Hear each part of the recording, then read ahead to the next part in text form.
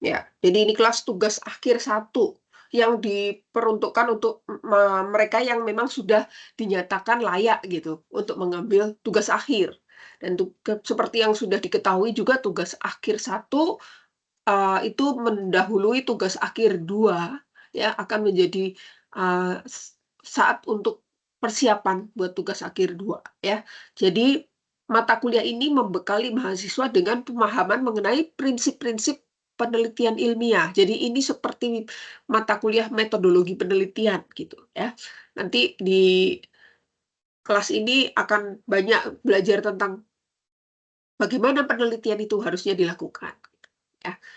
Kemudian mempersiapkan mahasiswa untuk merumuskan ide penelitian yang sesuai untuk dijadikan topik penelitian tugas akhir.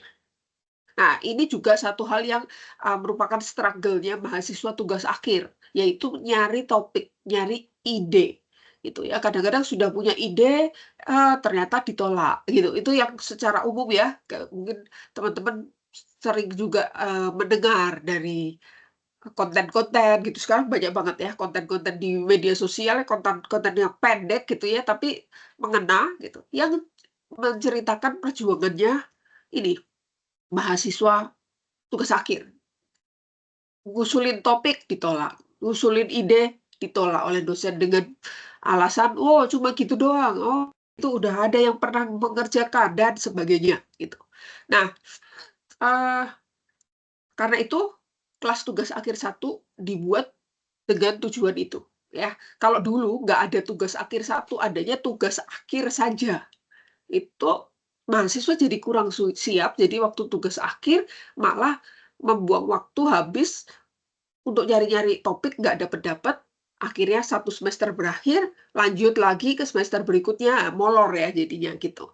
Nah, dengan ada tugas akhir 1 dan tugas akhir 2, maka ini ya, kita bisa mempersiapkan diri lebih lebih matang gitu ya. Jadi bisa mendapat ide penelitian untuk dijadikan topik penelitian tugas akhir, mencari informasi, mencari landasan teori yang sesuai dengan topik tersebut, mencari data dan fakta pendukung ya, serta ya ini, memampukan mahasiswa untuk menulis ide tersebut dalam bentuk proposal penelitian. Karena satu hal lagi yang struggle buat mahasiswa adalah menulis, itu. Apalagi zaman sekarang ya, generasi sekarang itu kehilangan kemampuan menulisnya, gitu. Mungkin akibat berkurangnya minat baca. Nah, orang yang minat bacanya tinggi, pasti pintar nulis. Karena akan punya, banyak ide, punya banyak kosakata, terbiasa merangkai kata gitu ya. Tetapi yang malas baca, kemungkinan besar juga sulit untuk menulis. Nah, jadi ini boleh dibilang kayak kelas academic writing juga gitu ya, menulis akademis, gitu. Jadi akan lebih banyak tuh, eee, kalian semua aktif membuat draft tulisan, entah kayak gimana tulisannya, belum jadi juga nggak apa-apa gitu ya, di-share gitu ya, di-share screen, mungkin nanti saya bantu untuk mengomentari ide tersebut, mana yang kurang, dan sebagainya gitu. Mahasiswa yang lain bisa melihat juga dan bisa, berdasarkan Eee, komentar terhadap tulisan mahasiswa yang lain lagi juga bisa menerapkannya pada tulisannya sendiri, gitu, ya. Menuliskan dalam bentuk proposal penelitian yang terstruktur dan, ciri khasnya tulisan ilmiah kan terstruktur ya, didukung juga dengan landasan teori, data, dan fakta yang tadi telah dikumpulkan, gitu. Jadi ini mungkin beda dengan menulis paper tugas kelas, tugas mata kuliah ya. Eee, bedanya adalah dari sisi sistematikanya dan sebagainya ya, cara berpikirnya, alur berpikirnya. Nah, pada akhir mata kuliah ini, mahasiswa diharapkan telah memiliki topik penelitian dan telah menulis bab 1 dan, ini sekarang ini agak berubah ya, bab 1 sampai bab 3 itu targetnya seperti itu ya, bukan bab 2 doang. Sampai bab 3 ini permintaan dari Pak Felix ya, dari Kaprodi gitu ya, sampai bab 3 dipaksa harus sampai bab 3 apalagi ini bukan semester pendek, ini semester panjang ya, jadi pasti waktunya keburu. buat bikin bab 1 sampai bab 3 pada semester ini ya sebagai laporan. Sehingga dapat dinyatakan siap untuk lanjut ke tugas akhir 2 pada semester depan, gitu. Jadi nanti akan dinilai sebagai UAS gitu ya, laporannya untuk menyatakan, "Oh ini harus ngulang atau boleh lanjut ke tugas akhir 2." Jadi kalau beneran bagus nih, udah dinyatakan siap, itu kan waktu tugas akhir 2 tinggal menyelesaikan bab 4 dan 5 kan, gitu. Jadi bebannya jadi lebih ringan karena sudah dicicil, dikerjakan waktu tugas akhir 1, begitu. Nah, persyaratan peserta tugas akhir 1, inilah yang membuat mungkin kalian belum bisa tugas akhir 1 semester Axel kemarin, tapi ketunda sekarang, itu salah satunya karena ada persyaratan-persyaratan ini, gitu. Ya, minimal telah lulus 120-an SKS, IPK-nya 2,0, saya rasa itu, bukan hal yang sulit ya, pasti semua udah IP-nya di atas 2 kan.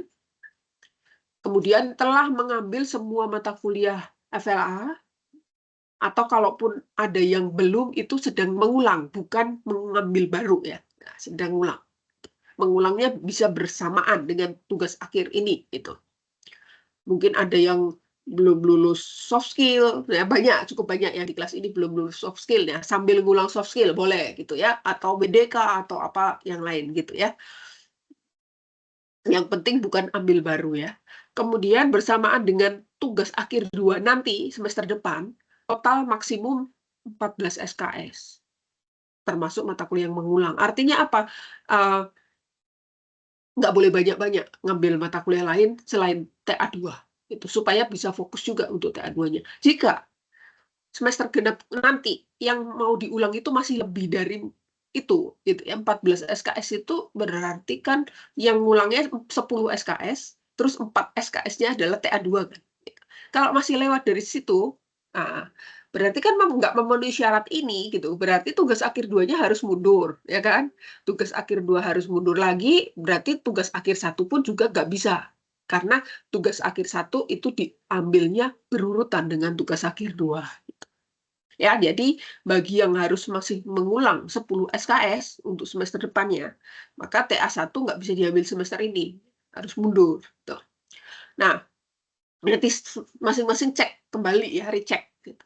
Mungkin saja kadang-kadang terlewatkan terus pernah tuh ya terlewatkan udah ikut hari pertama TA1 terus, oh harus di-drop ternyata, gitu.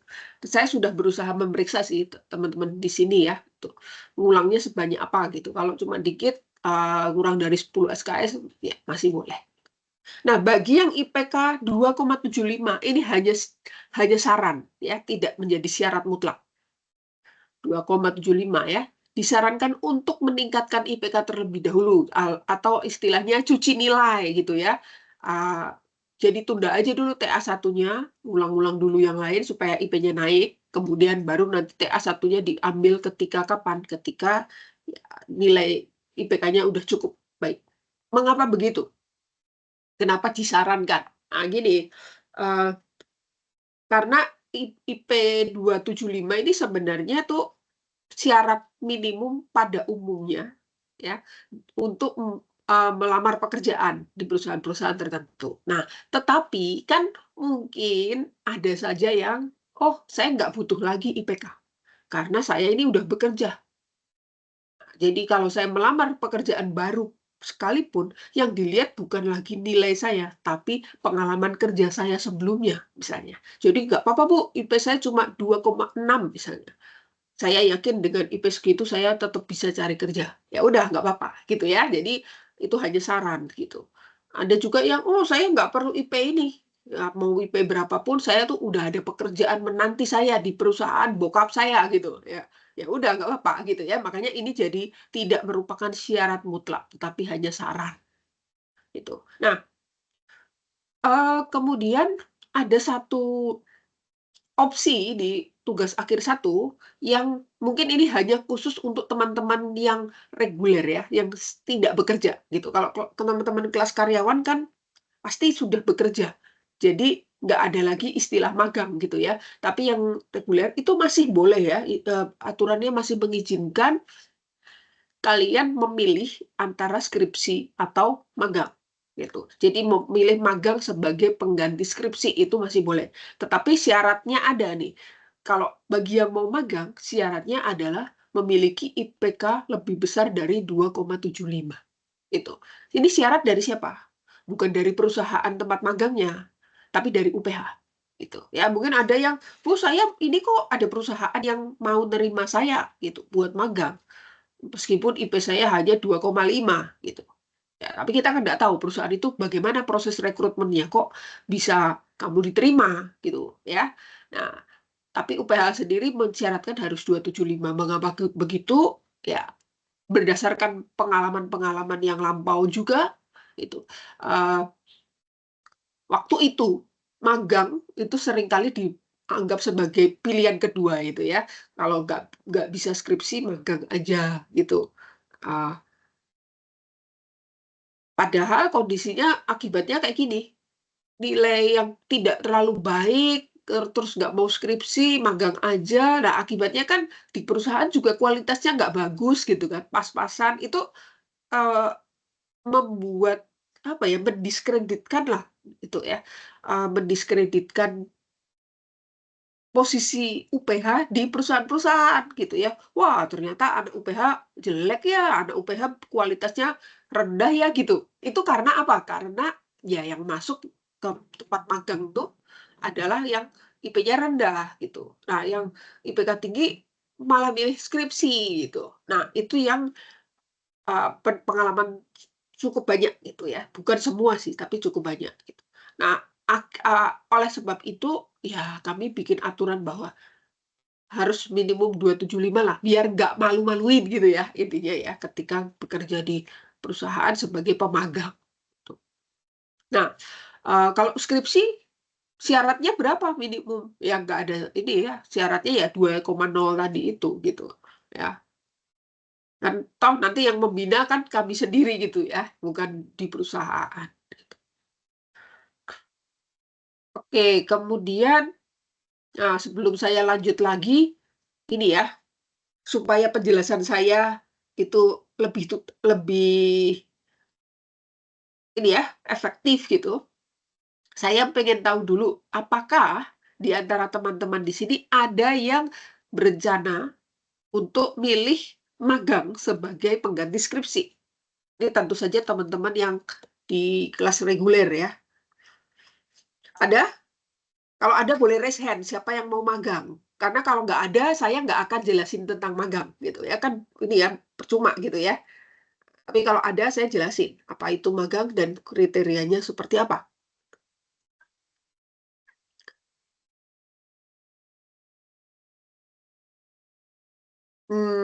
Nggak ada ya?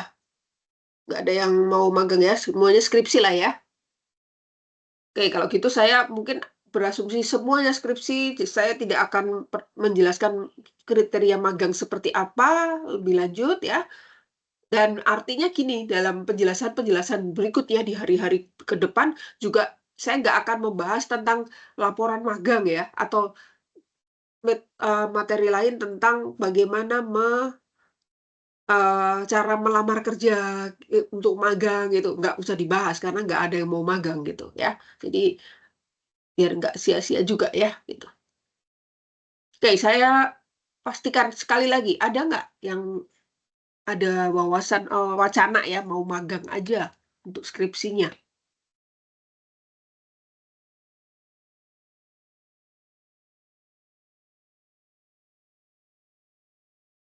Ya, Pak Ilham mau magang Iya, Bu, atau saya mau nanya, Bu. Kalau misalnya magang itu nanti perusahaannya kita cari sendiri atau gimana ya, Bu?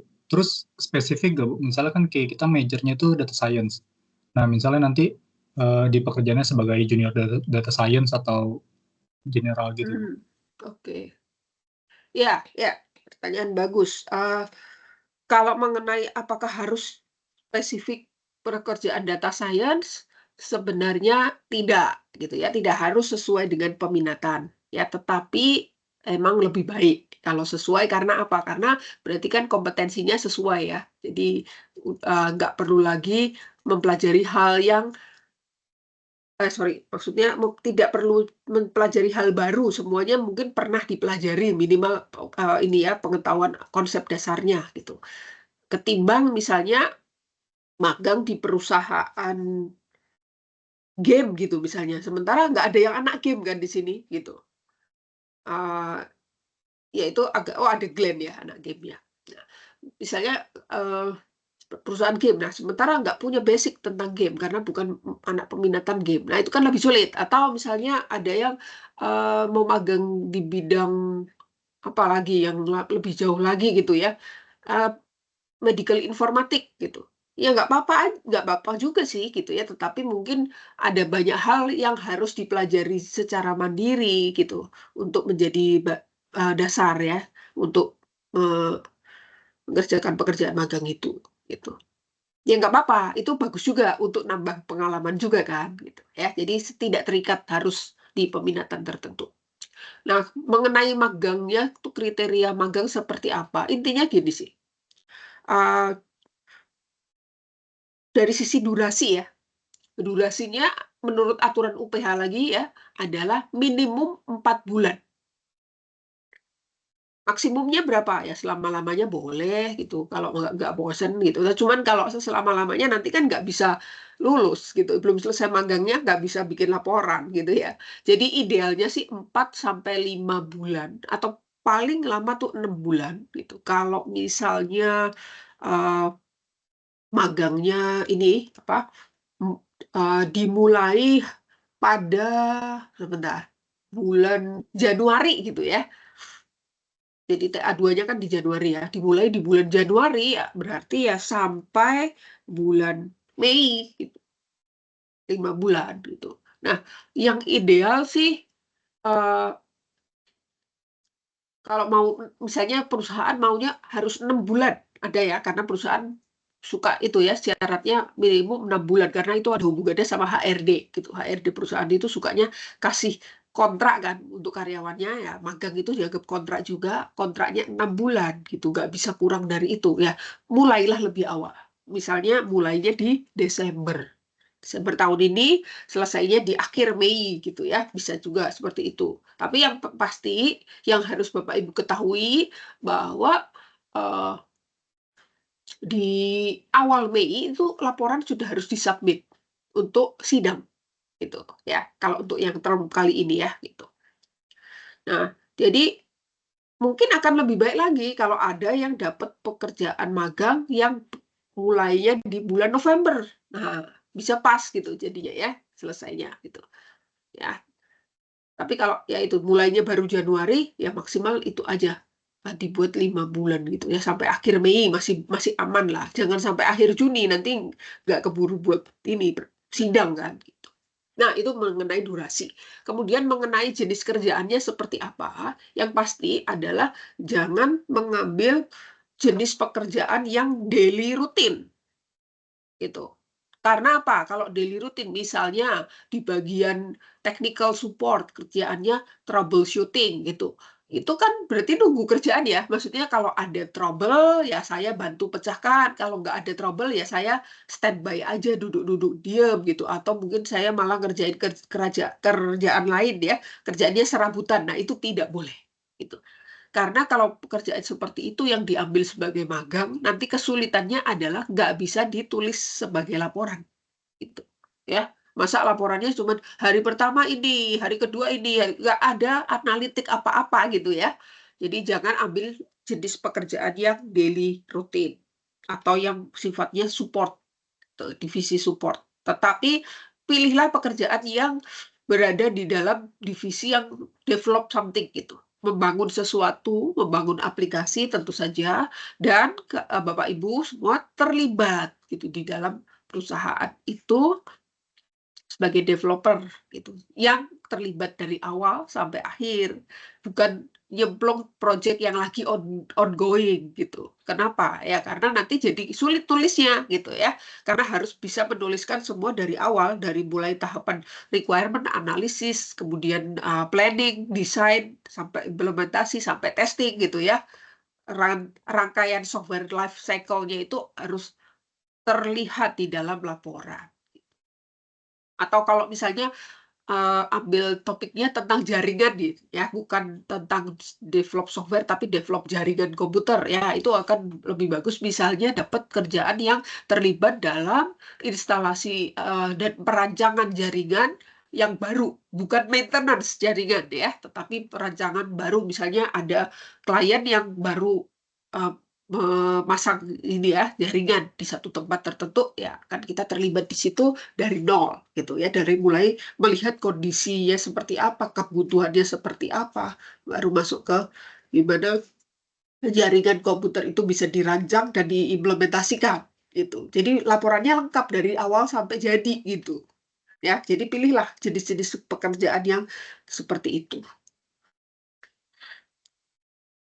Apakah cukup terjawab, Pak Ilham? Sangat jelas, Bu. Makasih, Bu. Nah, Pak Ilham ini kan sekarang sedang tidak kerja ya statusnya ya? Iya, Bu. Jadi masih mungkin gitu untuk coba cari kerjaan sebagai pemagang gitu ya, untuk pengganti tugas akhir skripsi gitu. Ya, tapi kayaknya skripsi aja deh, Bu, kalau gitu, Bu. Ya, gimana? Saya ambil skripsi aja, Bu, nggak usah magang. Soalnya Oh durasinya gitu. juga nggak pas. Mhm. Ya, ya. Oke, kalau begitu ya saya harap kalau misalnya ada yang mau magang segera ini saja, info ke saya juga gitu ya, supaya dari awal bisa diarahkan, supaya nggak salah pilih gitu. Karena pernah juga ada yang gini, udah dapet tempat magang nih, janjinya job desk-nya adalah seperti ini gitu ya, develop something web gitu ya. Ternyata waktu bulan pertama dia mulai magang, loh kok diganti oleh pihak perusahaan. Pekerjaannya bukan itu, pekerjaannya malah maintenance gitu ya. Wah, kan jadi nggak memenuhi syarat. Nah, kalau udah kayak gitu gimana? Nah, kan merugikan mahasiswa ya, udah nggak ada waktu lagi buat pindah atau nyari kerjaan lain.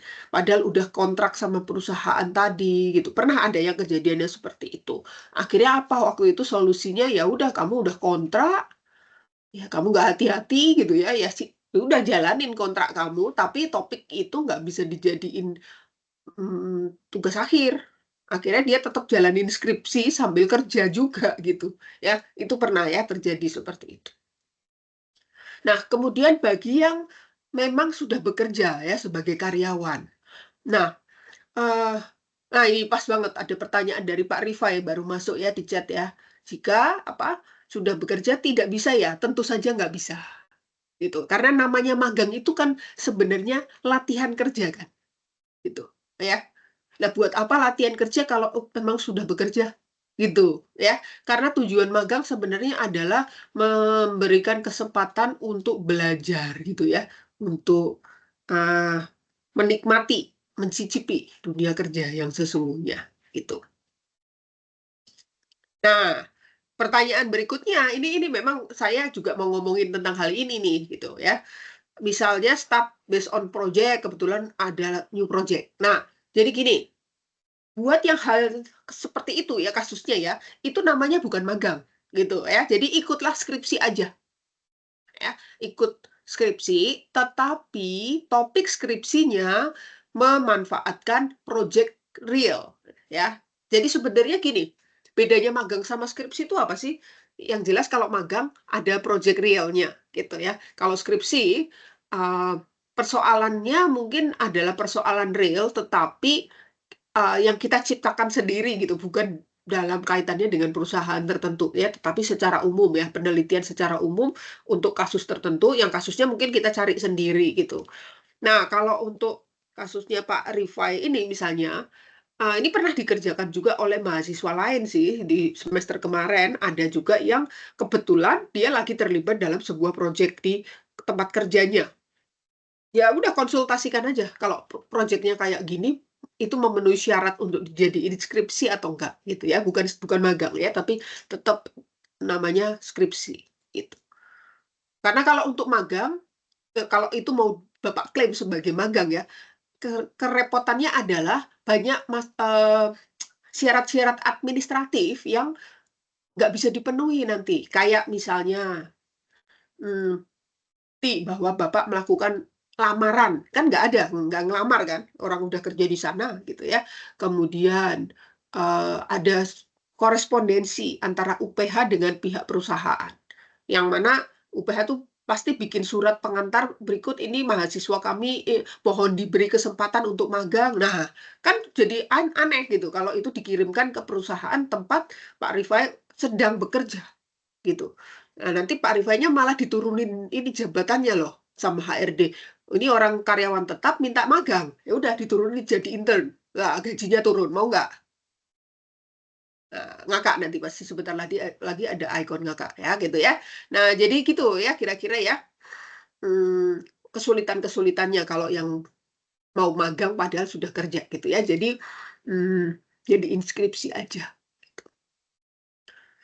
Tapi tentu saja untuk skripsi ada syarat-syarat tertentu juga ya yang harus dipikirkan supaya bisa terpenuhi di dalam laporannya, yaitu menggunakan metodologi ilmiah ya di dalam penulisannya nanti gitu. Jadi jangan sampai nih wah nggak ada masalah apa-apa sebenarnya di dalam proyek yang saya bangun ini. Nggak mungkin sih, harusnya tetap pasti ada masalah gitu ya. Jadi sebenarnya gini sih, bikin skripsi itu sama aja kayak orang cari masalah gitu ya, cari masalah dalam arti positif ya, bukan cari-cari masalah ya, tetapi lebih ke menggali ada persoalan apa sih yang sekiranya bisa saya bantu solusinya menggunakan ilmu saya itu ya. Skripsi apapun itu pasti kayak gitu, mau siapa jurusan akuntansi misalnya, dia bisa melihat oh ada masalah ini gitu di sebuah perusahaan, kemudian dia menyelesaikannya dengan ilmu akuntansinya dia gitu. Nah kita juga gitu, ini masalah di perusahaan saya itu bisa saya selesaikan pakai teori apa ya, metode apa ya yang sudah saya pelajari selama kuliah gitu gitu ya kira-kira. Jadi berangkat dari masalah gitu. Dan ini pasti kita akan bahas ini di pertemuan yang akan datang lah. Ya itu topik pertama soalnya ya, tentang mencari masalah untuk kemudian bisa ditulis. Oke, apakah ada pertanyaan lagi sebelum saya lanjut?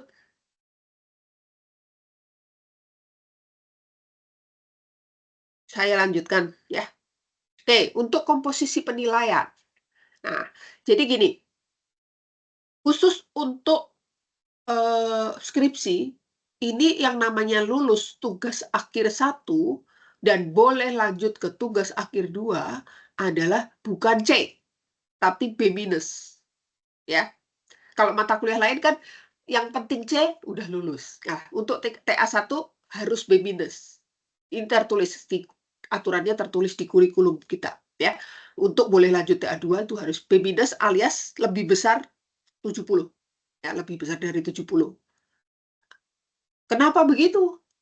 Iya, karena untuk dapat nilai 60 itu gampang, gitu ya. Maksudnya gini, kalau kat satunya dikerjakan, dapat 20.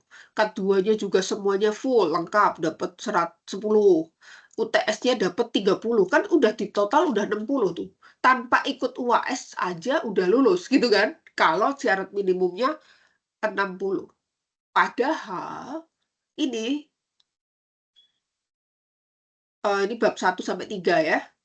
Ini adalah syarat wajib kan. Jadi harus dikerjakan. Jangan sampai nih ada seseorang mahasiswa yang ngumpulin K1, K2 UTS, tapi nggak ngumpulin UAS, bisa lulus. Nah, itu nggak boleh. Ya, harus lanjut, harus boleh ngumpulin UAS dulu, baru boleh lanjut ke TA2. Gitu ceritanya. Nah, masing-masing komponen ini apa? K1 20% ini diperoleh dari refleksi 1-3. Jadi gini, di 3 pertemuan pertama, itu akan ada tugas yang sifatnya refleksi terhadap materi yang sudah dipelajari di pertemuan sebelumnya gitu ya. Dan nanti dipresentasikan. Nah, itu totalnya 3 itu totalnya 20%. Kemudian di kedua ada 10%. Ini tuh sorry, saya sepertinya salah buka file ini. Ini file yang semester kapan ya? Bentar-bentar, saya coba buka yang ini dulu ya. Rasanya udah bukan cut 1, cut 2 soalnya. Sebentar, saya ambil dulu file yang baru ya.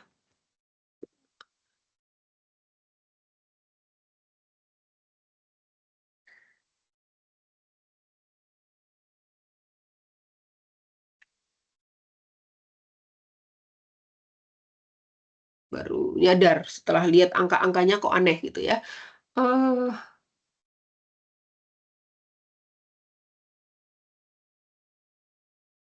Eh, ya, ya, ya, ya, ya, ini salah buka file.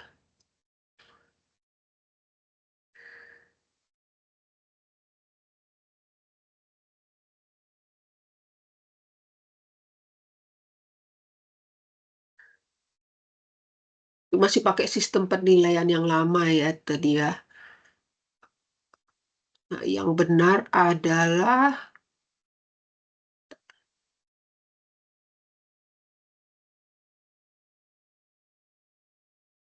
ini. Nah, bukan K1, K2 lagi. PAR ya. Nah, PAR itu 20% adalah refleksi 1-3 dan aktivitas di kelas seperti presentasi dan sebagainya itu ya. Nah, kemudian UTS-nya itu berupa short paper.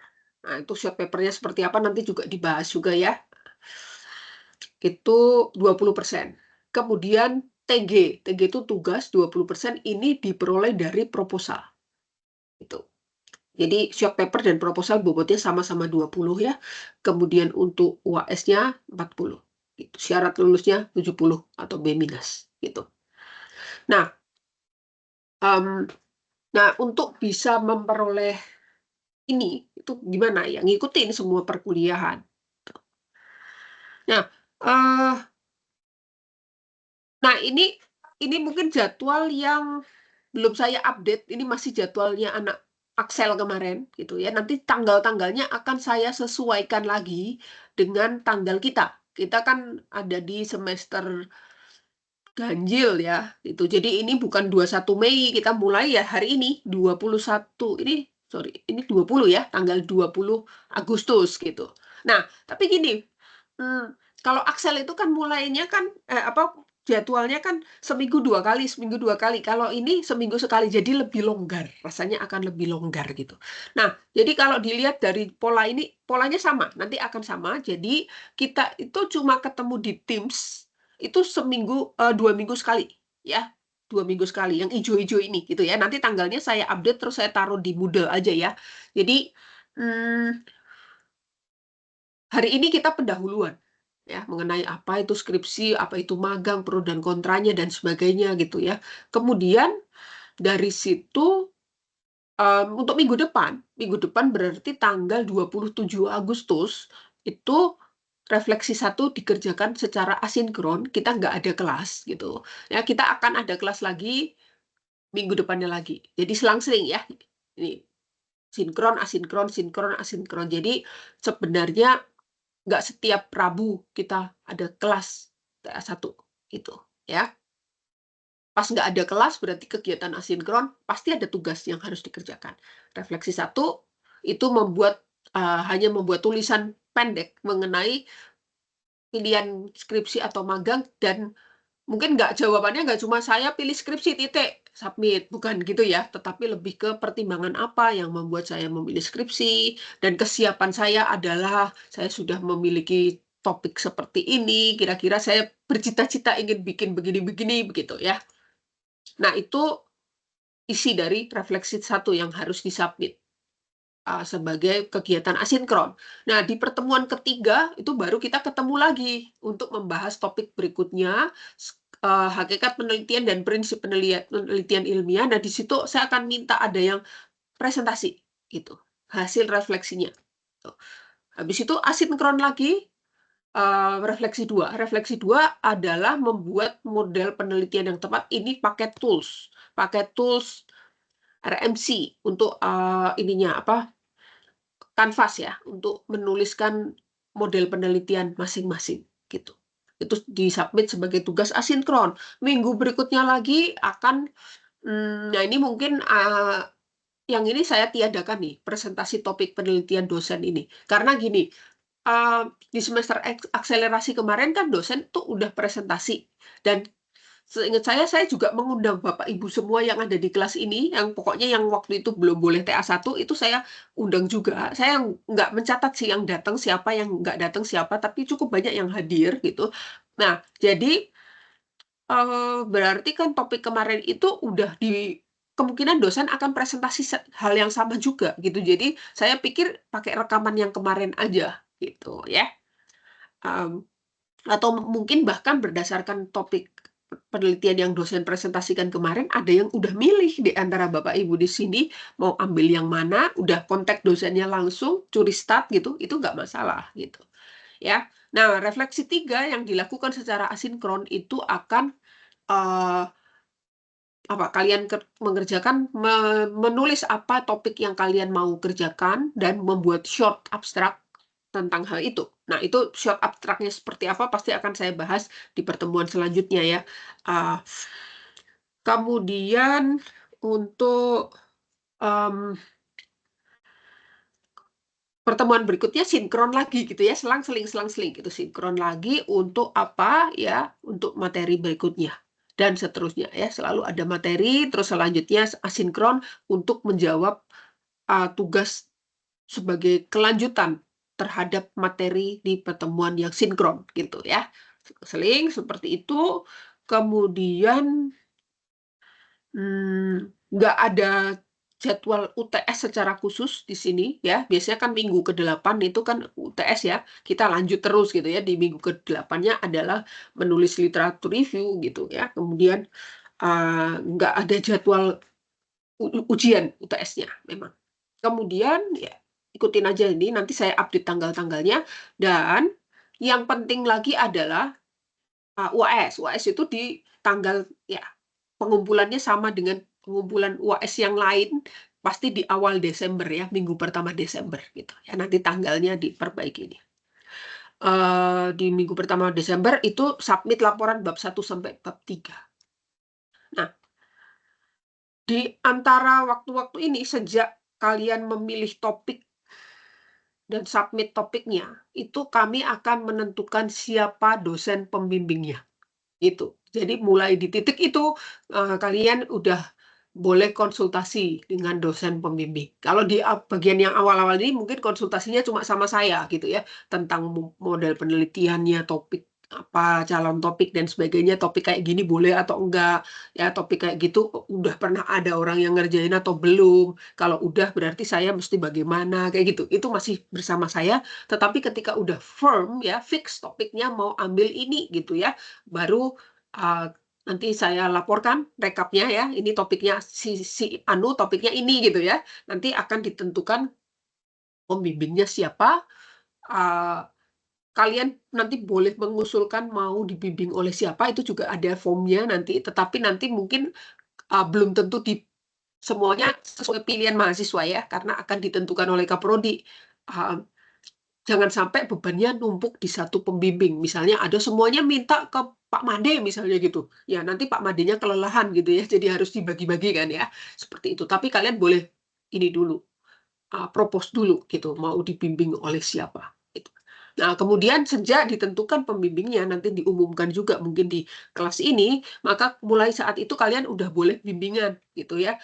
Dengan dosen, sekarang masalahnya bukan lagi tidak boleh atau boleh topiknya, karena topiknya udah form ya, tetapi lebih ke apa yang harus saya tulis di dalam laporan gitu ya.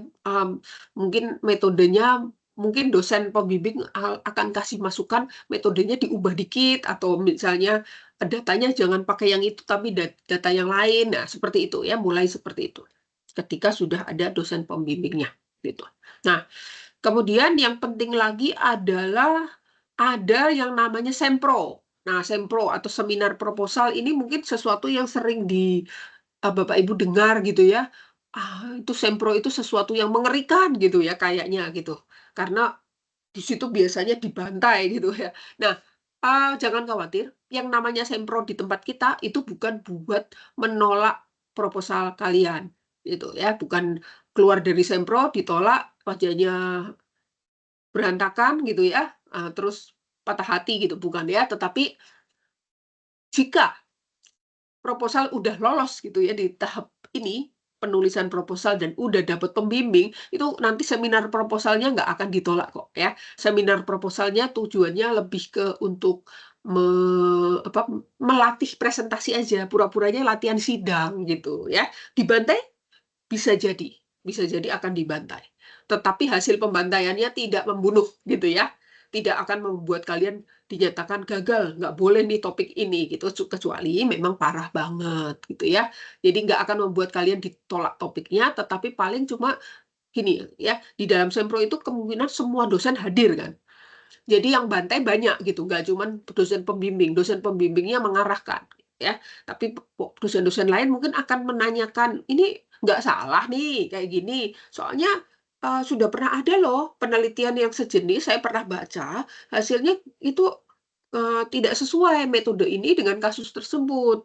Jadi kamu yakin mau seperti ini? Nah, itu bukan berarti menggagalkan ide yang kalian usulkan, tetapi lebih ke melatih pola berpikir ya, analitik gitu ya.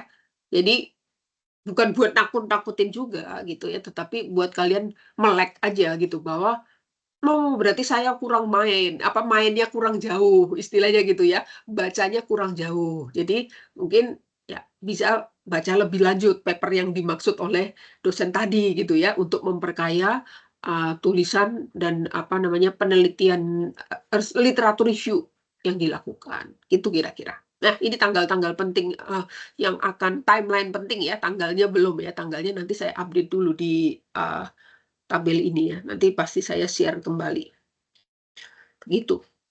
Nah, kemudian, ini mungkin ini udah slide terakhir kan ya, ini, mungkin perlu juga diketahui oleh teman-teman ya, bahwa, kendala-kendala dalam tugas akhir itu apa sih? Itu saya mencoba menginventarisir kendala yang menyebabkan mahasiswa gagal skripsi. Gitu. Gagalnya biasanya bukan di tugas akhir satu. Tugas akhir satunya udah mantap, topiknya disetujui, dapat pembimbing, terus waktu tugas akhir 2 malah baru di situ gagal. Itu kenapa? Gitu ya. Yang pertama, ada istilah carry dan carried ya, di-carry gitu. Nah, ini mungkin bisa terjadi gitu kalau mahasiswa yang selama ini tugas-tugas kelompok itu ya bareng temen, itu dia nggak terlibat secara aktif, dia sering dibantu temennya, nembeng temennya, tapi nggak ikut kerja. Baru ketahuan sekarang, karena waktu skripsi kan mandiri. Topiknya sendiri-sendiri, ya nggak mungkin dibikinin teman gitu ya, kecuali dijokiin ya, gitu ya. Kemudian, di situ banyak kasus yang akhirnya mahasiswa ini baru ketahuan ternyata dia nggak bisa coding sama sekali. Semester terakhir, tapi nggak bisa coding. Anak informatika nggak bisa coding, itu kan aneh ya. Nah, ternyata ya dia ngaku, "Ya saya selama ini kan kalau project teman saya yang coding. Saya kebagian bikin laporannya," gitu. Sebaliknya ada juga yang selama ini kalau proyek kelompok selalu saya yang coding, tapi saya nggak pernah nulis laporannya. Akibatnya dia juga nggak bisa nulis, itu waktu disuruh nulis skripsi. Nah, hal-hal kayak gitu, itu yang membuat kendala, gitu. Yang mungkin nggak akan mematikan sih, tetapi menyulitkan aja sih ketika, kalian jadi harus, mulai lagi dari nol sepertinya. Ada ya, mahasiswa yang ini, dengan bangganya bilang, "Saya membuat Hello World pertama saya, waktu skripsi." Gitu ya. Mungkin ada yang ngakak ya, gitu.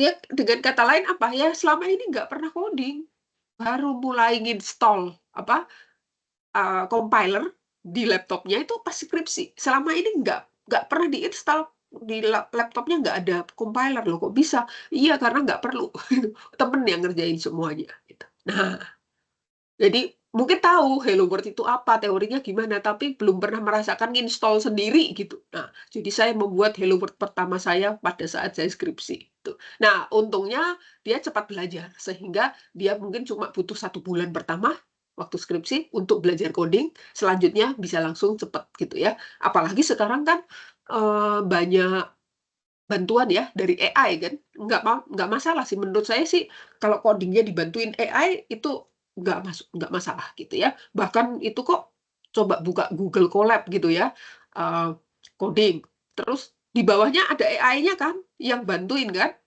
yang di pojokan gitu yang ini bisa kita tanya gitu, kasih aja kode kita itu masih error, minta dia perbaiki gitu kan. nggak masalah sama sekali, asalkan kalian paham apa yang AI kerjakan. Dan bisa lihat apakah yang AI kerjakan itu benar atau enggak. Jadi nggak cuma nerima mentah aja ya dari AI-nya gitu ya. Tapi lihat, oh AI-nya ternyata bisa salah juga kan, gitu ya. Nah, hal-hal kayak gitu masih bisa diatasi lah ya. Kemudian kendala lain adalah terbiasa rutinitas kuliah. Jadi biasanya selama ini kalau kuliah itu hari Senin jam 9 kelas ini, Selasa jam 10 kelas ini, ada jadwalnya semua. Tinggal ngikutin aja. Nah, waktu skripsi kan nggak ada. Bener-bener cuman mungkin kuliahnya kapita selekta doang gitu ya, kecuali yang masih ngulang-ngulang ya. Nah, itu kan mungkin akan menciptakan satu, apa ya, mental pemikiran, "Wah, jadwalnya kosong ya," gitu. Jadi, santai dulu ah, gitu. Santai dulunya kebablasan gitu ya. Minggu depan deh saya mulai kerjain skripsi saya, gitu. Nah, apalagi ini ya, nanti TA2, sudah nggak sambil ngambil mata kuliah, misalnya masih ngulang 2 mata kuliah atau 1 mata kuliah, kan bolong-bolong tuh kuliahnya, ya kosong gitu ya. Jadi, itu malah membuat manajemen waktu kalian jadi nggak baik, gitu. Ada yang seperti itu ya. Nah, solusinya bagaimana? Ya kalian harus membuat disiplin diri, bikin manajemen pribadi yang baik, gitu. Bahwa meskipun nggak ada jadwal kelas, saya bikin jadwal sendiri setiap hari jam sekian sampai sekian, itu waktunya saya bikin skripsi. Boleh main game nggak? Nggak boleh. Main gamenya nanti, di luar jam itu, gitu. Jadi tetap boleh main, tetap boleh hiburan yang lain, tapi biasakan alokasi waktu yang rutin, gitu ya, buat jadwal sendirilah. Mungkin kalian adalah tipe yang, baru bisa melek matanya di malam hari, ya udah jadwalnya dibalik gitu ya, waktu malam saya ngerjain skripsi gitu. Terus waktu pagi apa, ya yang lain, tapi jangan saran saya ya, waktu pagi jangan cari kerjaan, gitu. Karena apa, nanti waktu malam giliran mau bikin skripsi udah capek, udah lelah, gitu. Nah, ngomongin hal itu, ini sama dengan ini yang terjebak kesibukan ini. Ada yang, "Oh, ini kan lagi skripsi nih, jadi nggak ada kuliah." Orang tua menyarankan, "Kamu sambil kerja deh," gitu, "biar apa, dapat pemasukan," gitu ya. Mungkin orang tua maksudnya baik, ya kan?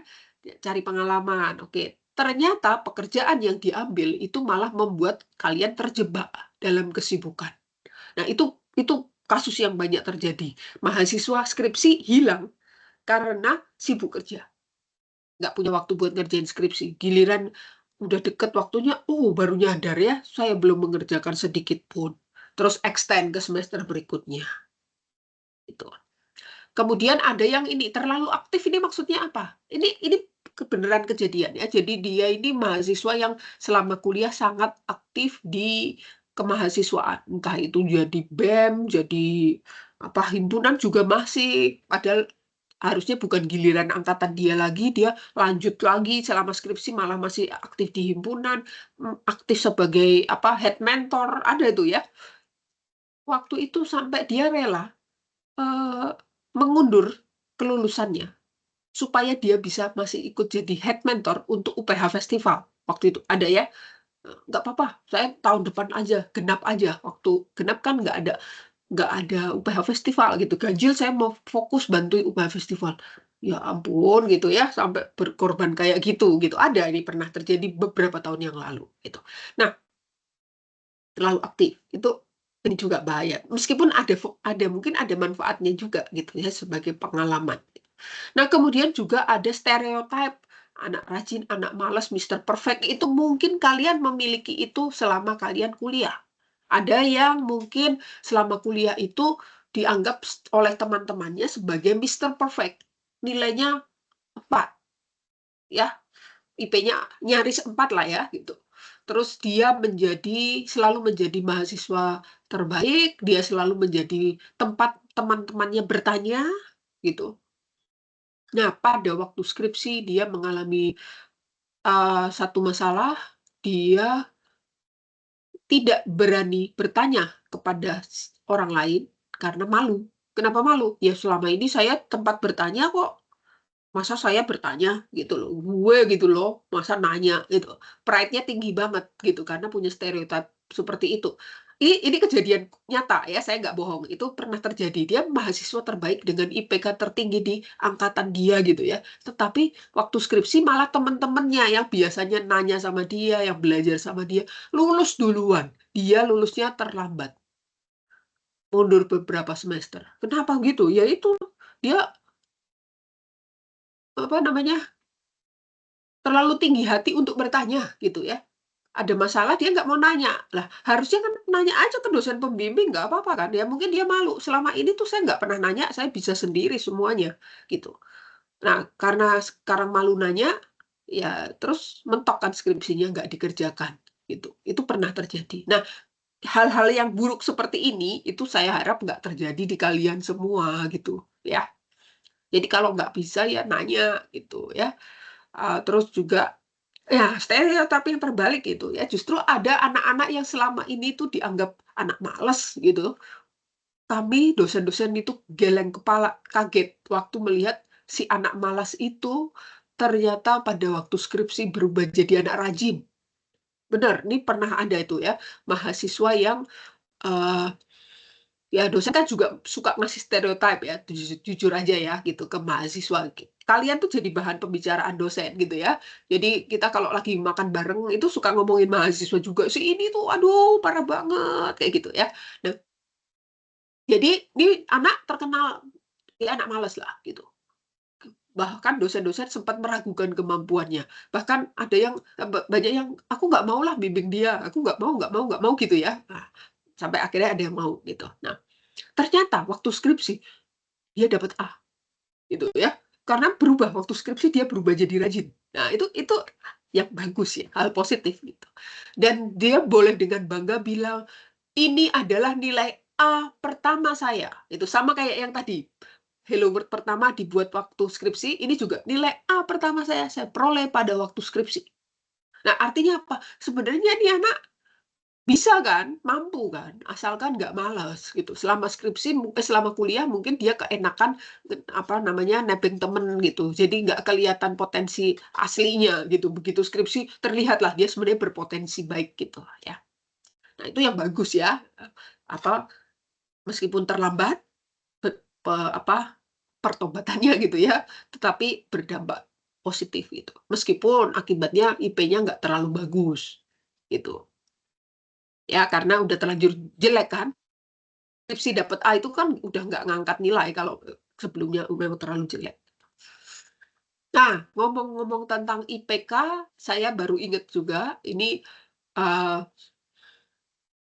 satu, apa namanya, hal yang lucu yang kemudian beredar di kami juga di para dosen. Satu hari itu ada mahasiswa, yang baru aja yudisium kemarin. Jadi di angkatan di atas teman-teman semua sih ya.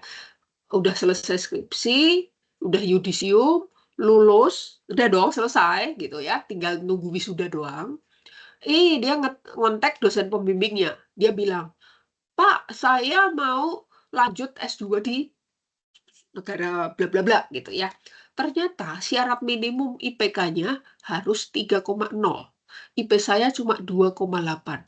Boleh nggak saya minta tugas tambahan untuk naikin IP? Ini pertanyaan yang konyol gitu, yang harusnya nggak usah ditanyakan pertanyaan itu. Kalau sampai itu anak bertanya seperti itu, kita dosen-dosen mikir lah, kalau dia sampai nanya begitu, berarti dia sebenarnya nggak kompeten gitu untuk S2. Harusnya kan tahu bahwa yang namanya udah yudisium itu, nilai itu udah nggak bisa diubah lagi. Minta tugas tambahan, gitu ya. Mau tugas tambahan seberapa banyaknya untuk ningkatin IP dari 2,88 menjadi 3, itu jauh loh. Jauh loh secara ini, mungkin harus 10 mata kuliah gitu kali berubah jadi A semua gitu baru naik itu ya. Nah, harusnya kan ngerti gitu. Nah, jangan sampai ya ini kejadian di kalian semua. Jadi makanya contoh itu screenshot percakapan itu sempat kita jadikan ini bahan. Itu kita blur namanya ya, kita blur namanya tapi kita tunjukin screenshot percakapan antara mahasiswa itu dengan dosen pembimbingnya, kita kasih lihat ke maba. Maba 2025 kan kemarin baru masuk tuh. UPH Festival ya, pas acara tuh kami ini tunjukkan, ini contoh yang nggak boleh terjadi di kalian. Jadi mulai dari semester 1 harus sadar gitu bahwa IP itu jangan dibikin pas-pasan, harus tinggi gitu ya. Jangan yang penting lulus, yang penting dapet C gitu. Kalau udah dapet C kan semuanya C C C C cuma 2 kan, 2,0. Nanti baru nyadar ternyata kepake buat mau S2 gitu ya. Mungkin dia dulunya nggak pernah berpikir begitu, dia pikir gue nanti kerja di perusahaan bapak gue gitu, IPK-nya nggak usah tinggi-tinggi, nggak apa-apa gitu kan. Nah, ternyata bapaknya kasih kesempatan nih, ini uang papa belum habis gitu kan, mau S2, nih papa masih punya budget gitu ya. Wah, dia dapat privilege untuk lanjut S2 dari orang tuanya. Tetapi dari dianya sendiri nggak memenuhi syarat karena IPK-nya kurang gitu. Kan sayang banget, mau diulang lagi nggak bisa gitu ya. Ah, Oke, kemudian kendala lain kayak joki, plagiat ini apa ini maksudnya? Ya ini mungkin saya nggak mau bahas panjang lebar sih, tetapi kalian mestinya tahu gitu, kami aja dosen-dosen tahu bahwa di sekitar kita itu banyak joki gitu ya. Mungkin di antara kalian juga pernah pakai jasa joki, ayo ngaku gitu ya, atau mungkin pernah jadi jokinya gitu untuk ngerjain tugas temen gitu. Bahkan baru tadi pagi anak saya baru kuliah gitu ya, baru baru masuk kuliah. Dia bilang, "Ma, ini tadi di kampus ada apa, yang ngedarin kertas brosur," katanya. Dia foto brosurnya. "Ini joki nggak sih?" Dia tanya gitu. Nah, iya, memang gitu ya, isi brosurnya itu ini, apa, pokoknya menawarkan jasa pembuatan tugas gitu. Sayangnya nggak nyantumin harga ya gitu. Eee, Tarifnya nggak dicantumin di brosur itu ya. Pembuatan tugas ini, free revisi 7 kali, misalnya ada kayak gitu. Pembuatan skripsi, pengolahan data penelitian, itu jasa kayak gitu, ya. Itu ada, gitu, itu nyata, gitu. Saya bisa bilang begitu juga karena apa, saya pernah ditawarin gitu ya, ada, orang gitu baru kenal, terus, "Oh, Ibu dosen ya? Ayo ikut bisnis saya," gitu. "Bisnis apa, Pak?" "Bisnis ini, bikinin skripsi." Untuk mahasiswa, oh ya nggak boleh gitu ya, mana mau gitu, saya aja nggak suka kalau mahasiswa saya dikerjain sama joki, masa saya sendiri jadi joki gitu ya. Nah, tapi itu ada gitu. Nah, maksudnya apa? Kalian jangan sampai memanfaatkan jasa seperti itu ya.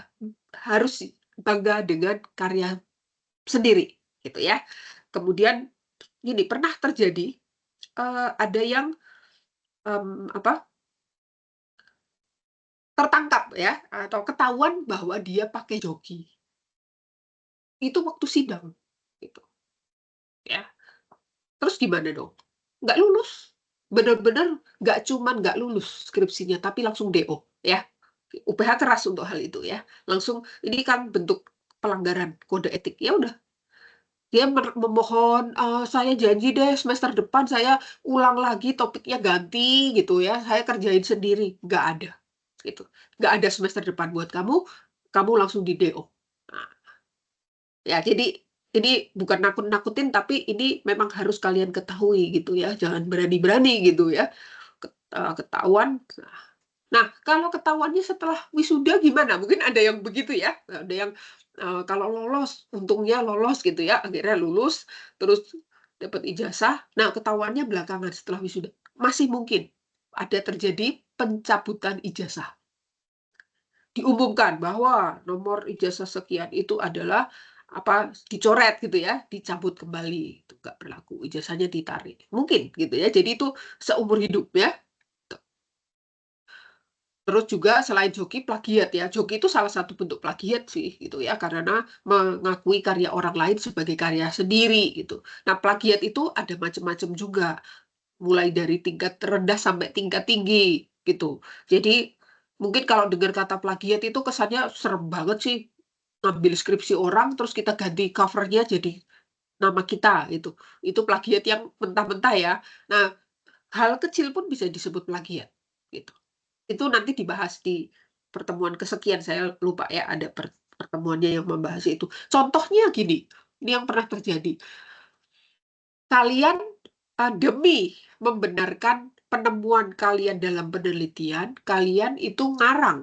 di dalam teorinya. Landasan teorinya bilang bahwa menurut si ini, metode ini sekian persen gini gitu ya. Terus dalam kurung diambil dari buku mana gitu. Padahal nggak ada. Buku itu either bukunya memang nggak ada, buku fiktif gitu, ataukah mungkin bukunya ada, tapi atau paper-nya ada, tetapi paper itu nggak ngomong begitu. Ini pernah terjadi, paper-nya nggak ngomong gitu, tapi si mahasiswa ini menulis di dalam laporan skripsinya bahwa ada teori yang ngomong begitu di paper ini.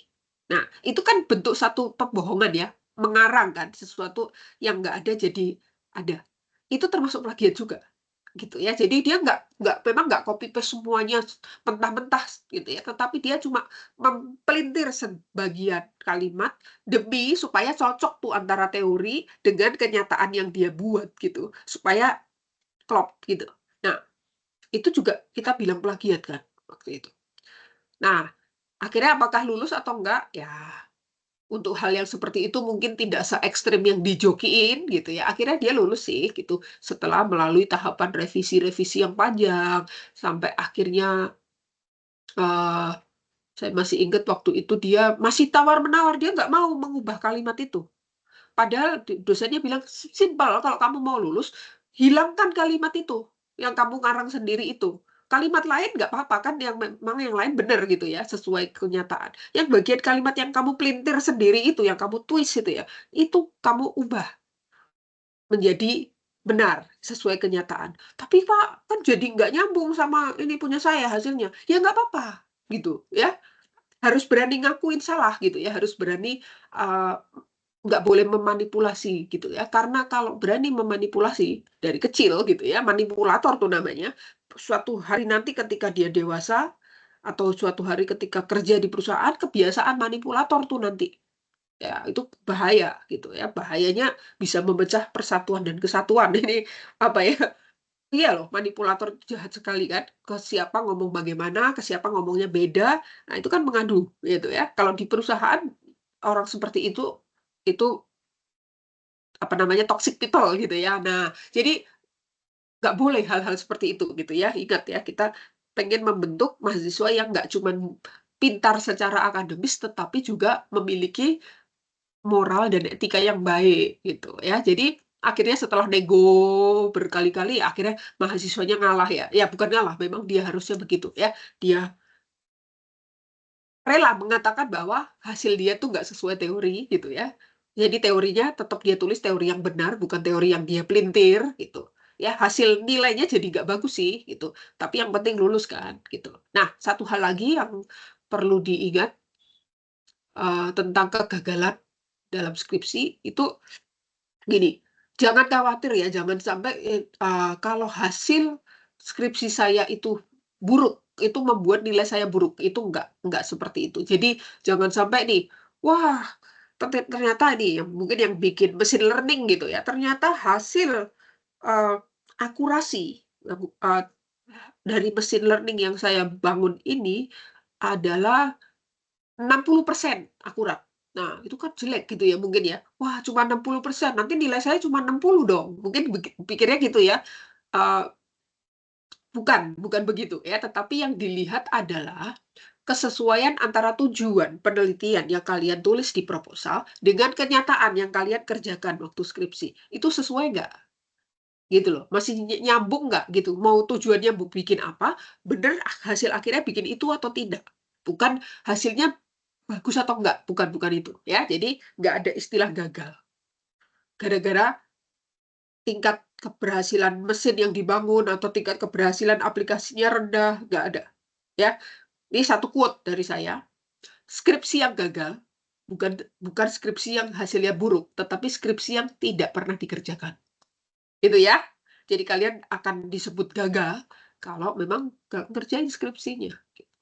Nah, di sini di kelas ini mungkin ada mahasiswa yang sudah pernah gagal skripsi.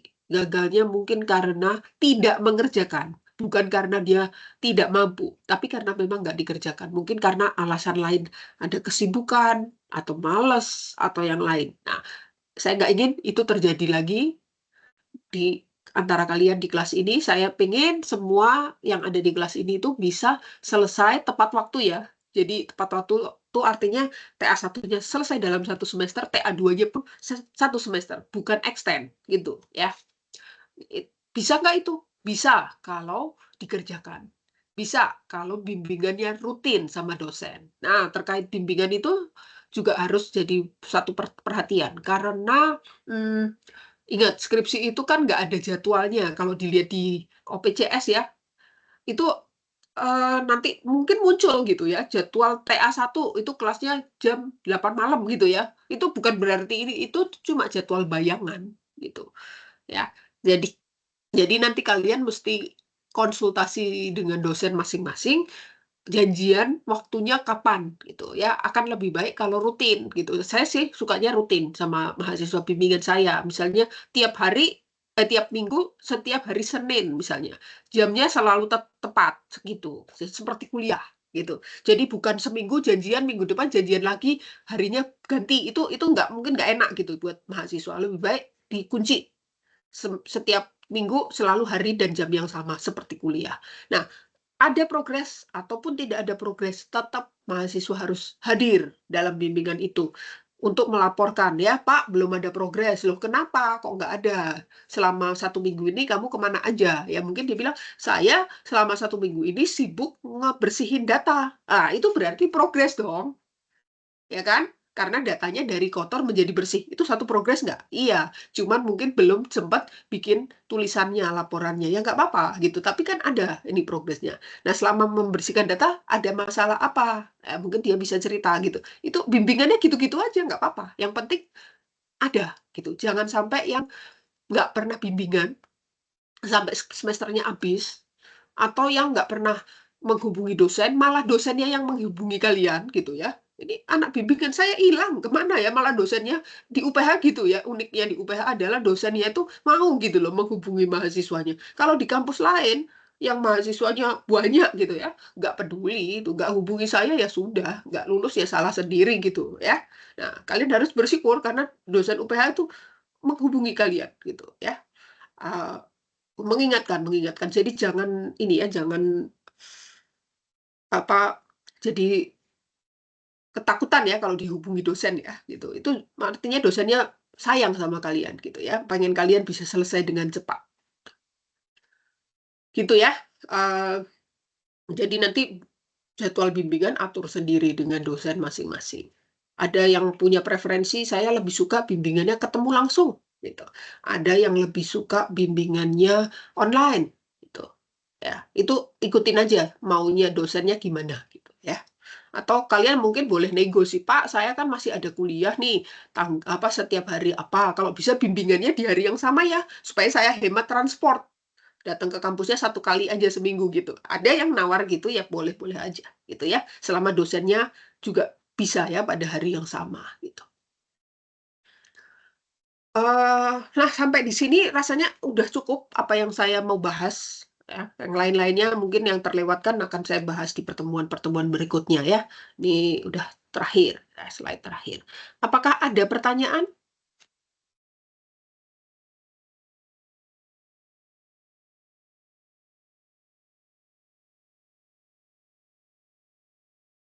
Oke, ada pertanyaan di chat ya dari Pak Rifai tentang link rekaman topik dosen yang kemarin. Nanti saya share Pak ya. Saya cari dulu linknya, apa rekamannya. Jadi bisa didengarkan kembali ya. Ijazah palsu ini. Apa ini konteksnya tadi ya? Oke, apakah ada pertanyaan dari yang lain? Nah, kalau nggak ada, uh, oh Pak Volma ya, silahkan Pak Volma. Bu, mau nanya untuk yang refleksinya itu kita ada tempat submitnya nggak Bu? Ada di Moodle, cuman belum saya bikin aja. Belum. Karena beberapa hari ini Moodle-nya nggak bisa diakses, jadi belum sempat masukin. Moodle-nya masih kosong kan, tapi sekarang Moodle-nya harusnya udah bisa dilihat ya, tapi masih kosong aja, saya belum update isinya. Baik, Bu. Jadi dalam 1-2 hari ini ya, saya akan masukkan ininya, petunjuknya, refleksi untuk tempat submitnya. Nah, submitnya paling lambat kapan? paling lambat 1 hari sebelum kita ketemu lagi di kuliah ya berikutnya. Jadi berarti ini kalau ini tanggal 20, minggu depan tanggal 27 kita asinkron, jadi kegiatannya membuat refleksi saja. Tanggal 3 September kita ketemu lagi, berarti deadline refleksinya adalah tanggal 2 ya. Tanggal 2 September jam 23.59 gitu. Nanti saya buatkan linknya di Moodle. Makasih, Ada Bu. pertanyaan lagi?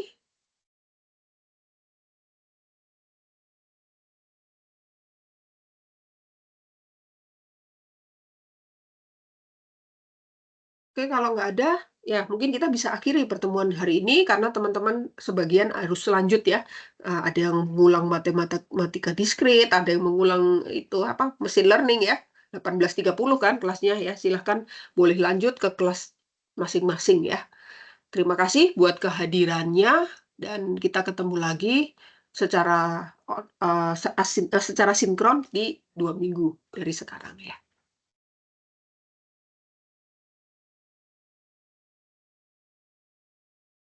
Terima kasih, Bu. Terima kasih banyak, Bu.